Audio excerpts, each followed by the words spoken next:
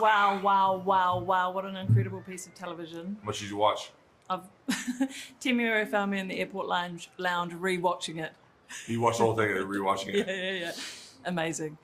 Oh. Talk me through, because I know this has been a dream project of yours for a long time. Mm-hmm. How long ago did you first think of this, and talk me through the journey since? I mean, over a decade, I've known about it with Thomas. We've been together for a little over 15 years. We have many projects we do together. It's just we knew we wanted to do something like this. It's just we had to wait till you get kind of big enough to do it. You know, if I would have done this pre-Aquaman, it would never be on this scale. It wouldn't be probably where it's at right now. It wouldn't be. It'd be in someone else's hands. So it was really about waiting. It was a waiting game just to make sure we had the talent to direct it, produce it, run it, write it, and that was.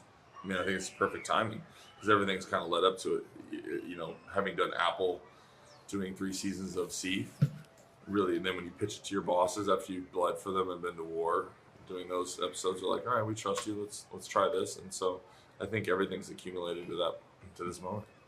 Because we have an array of indigenous storytelling in Aotearoa, but obviously never on this scale or with this budget. Do you hope that this will propel more people to take on indigenous storytelling and I mean, you guys are the forefront of it. I think we all look to you. I think the New Zealand Film Board and like what you guys have done, whether they be small or big, or just the amount, like they're impactful.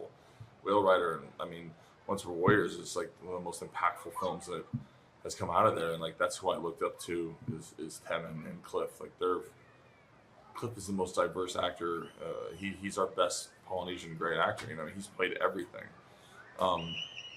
That's who we look to, and I feel like. You know, Piano, all these wonderful movies that come out of there that we just don't have. People come here and shoot here and then they leave. It's Jurassic Park. They use here and then there's not a story. Having said that, we haven't had that place where there's been a chance for us to have these roles. We have great stories. We have phenomenal stories that are endless, but it just hasn't been that time. So I'm really looking forward to, and what Aotearoa and you know, what you guys have helped us with it's been the unification of Polynesia, because there's so many stories of Polynesia and that we can tell together and unite, because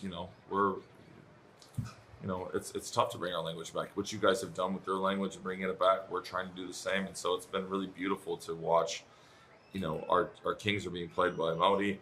There's Samoan, Tongan, Tahitian, and we're all coming together to tell this beautiful story. So it's kind of like that.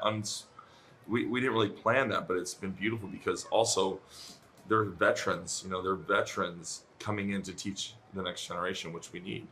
And hopefully this inspires a whole nother group of actors and filmmakers, because, yeah, we're not going to get everything right. We're going to do our best to tell this side, but please, by all means, there's the door. Kick that fucker down, you know? Like, you're up next. Let me get old watching what you do. was it always the plan to speak it in the native tongue? Did you face many hurdles in the early days? Yeah, we did. I mean, it's you know, you can't. It's never been done before on this level, so it's like, how do you measure that? How do you? Someone's going to invest in something like that, and the uncertainty, and there's a bunch of no-name actors, and like to get to this level, it's a massive you know, undertaking to make this. But we definitely fought for Aloha Hawaii, and it was beautiful. It fits perfectly. I think everyone's very happy with it. I think the audiences now actually enjoy it. I mean, I know I do. So you obviously wanted a Polynesian cast mostly, and Aotearoa represent. Was that always the plan, the whenua and the people? When did you come up with? To me, it's like, you know, Polynesia is. I mean, we're so closely. There's very few 100% Kanaka Maoli, at least in this show, that would be like come out to do it. You know what I mean? Like, it's very hard to find that. You know, even Kaina, who's very, very much rooted and close to our culture, even he's half. I'm half. I'm part. You know, my mother's Haole.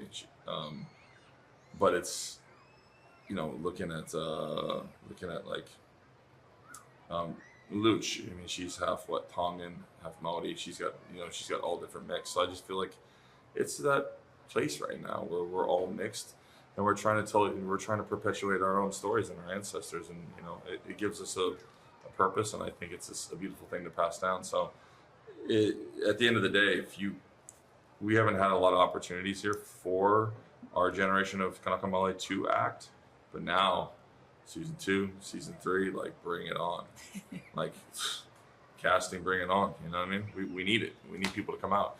At first, they might have been a little skeptical. They don't know if it's real. You know what I mean? Now I think what you see on a big level, they're like, I want in. I want to try this. I can do this. And of course you can. Do you think it'll change the way people, do you hope it'll change the way people view Hawaii? 100%. Yeah. I think it's, we've been portrayed in movies and seen a certain way, and it's just not, it's not the truth. And I think it's people who have come here from all over the world who enjoy getting married, making memories here, coming back year after year. I just feel like now they're going to be able to sit in the comfort of their home, watch something that's really going to resonate with them, and understand a little bit deeper of like what it means to be Kanaka Maoli and understand the history. And that's just going to enrich when they come here and how they see things and how they communicate with us now, because, you know, what their ancestors and our ancestors did is not, you know, it doesn't have to be that way now. You know, it can be different.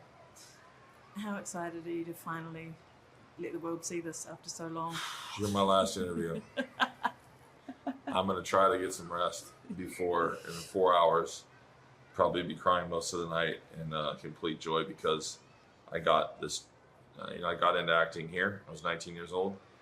The crew, the cast, the drivers, it's the same crew that I did now. The producers, the people who got me in this industry are here. The producers and writers, the family, Thomas's family, our kids, everyone we love, and then just a bunch of people that hopefully, you know, everyone that gave their heart and soul to this are going to watch it. 3,000 people would be Apple's biggest premiere, and it's like 2 minutes from where I was raised. Amazing. Before we finish, it's well known back home that you're a big fan of the All Blacks, but The biggest. it's the Black Ferns are about to embark on their World Cup. Size 5XL. 5, Jesus, how big did you Women's go? top. Black Ferns jersey. They want the mana of you. Oh my goodness. Beautiful. Thank you. I love it.